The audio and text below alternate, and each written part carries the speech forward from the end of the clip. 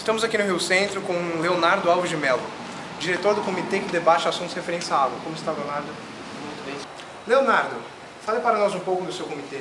Quais assuntos são debatidos? Quais os temas são abordados? Bom, no nosso comitê, que é o Comitê Hídrico, nós debatemos sobre várias questões, como por exemplo, questões de hidrelétricas, questões de poluição da água, a distribuição da água, a seca que ocorre em diversos países e vários outros temas com relação à água em âmbito global. Quais são as suas expectativas em relação a esse comitê? Você acha que é possível os países com agendas tão diferentes chegarem a um consenso?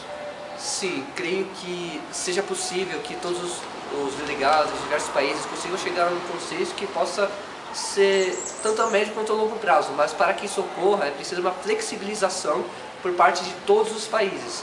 Ou seja, será necessário deixar de lado alguns dos suas questões históricas, seus interesses, seus conflitos, em prol do benefício do meio ambiente.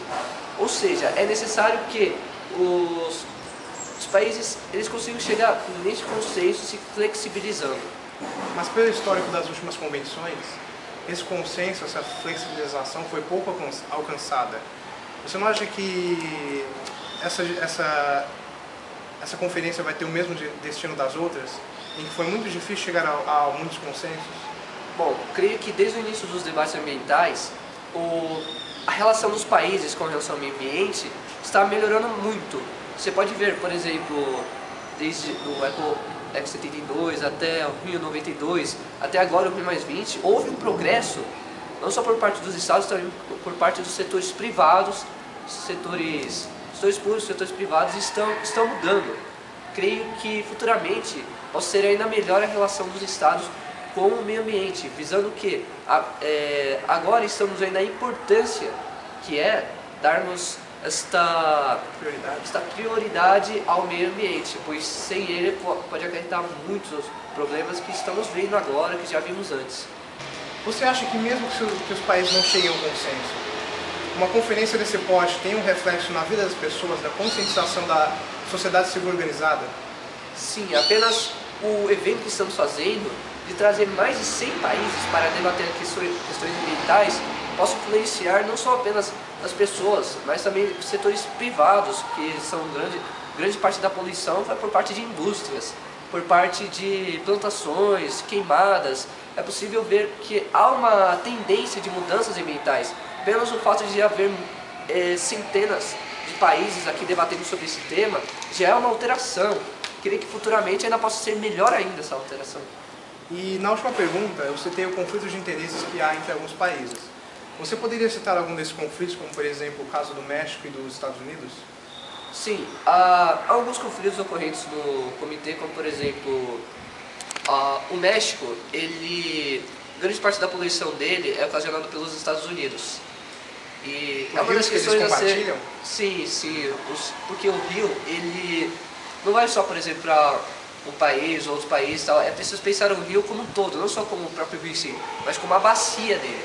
A bacia de um grande rio envolve vários países. Um país montante, ou seja, um que fica a uma altitude maior, ele influencia em outro país, porque se ele polui, se ele é montante, ele polui para os outros países que ficam mais embaixo, certo? Ou seja, a poluição de um país vai para outro país. Se é necessário discussão dos Estados Unidos com o México, a poluição de outros países também. Então, um problema que aparentemente é interno, que é a produção industrial e a poluição dos seus rios, se torna um problema externo, já que esses rios têm influência em outros países. Sim, porque o rio é compartilhado por todos os países também. Preciso saber que o rio desemboca no mar também, ou seja, influencia todos os países, não só da região, mas também pode alterar coisas relacionadas ao clima, ter muitos impactos em diversos tipos de setores. A delegação iraniana do seu comitê, o Comitê da Água, declarou que o país que ela representa, o Irã, desenvolve armas nucleares para fins de proteção do seu território. Essa é uma questão que vem sendo negada pelo país há quase 5 anos, ou até mais. E isso provocou muito alarde na comunidade internacional depois que essa notícia vazou do comitê. Você acha que essa questão pode ter reflexos nos próximos dias de discussão? Sim, o delegado Ira realmente afirmou que tem armamento nuclear em seu país e creio que realmente isso seja uma notícia bombástica para todo mundo que esta questão nuclear, que é bastante debatida, mas creio que essa questão do armamento nuclear não esteja o foco do racionamento da água. Além do delegado iraniano, outros delegados exprimiram opiniões e ideias incompatíveis com a opinião do seu país.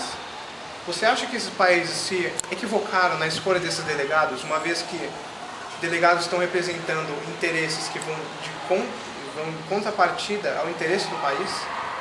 Não é de minha virtude falar que houve um equívoco de algum país, de alguma nação, em enviar algum delegado. Eu creio que, como essa nação escolheu esse delegado está totalmente autoritário a pronunciar as informações que ele deu, as alianças que ele deu. Então eu creio que todos estão de acordo com o país, pois a nação não escolheria um delegado tão errôneo que faria coisas tão contraditórias. Creio que as nações realmente queriam isso em virtude dos que os delegados estão fazendo. Muito obrigado pela entrevista, Leonardo. Agradeço aqui sua presença, sua dedicação, muito obrigado, sua paciência, jornalista. seu tempo. Até aqui encerramos mais um boletim de entrevista com Leonardo Alves de Mello, diretor do Comitê de Assuntos Hídricos na Rio+20.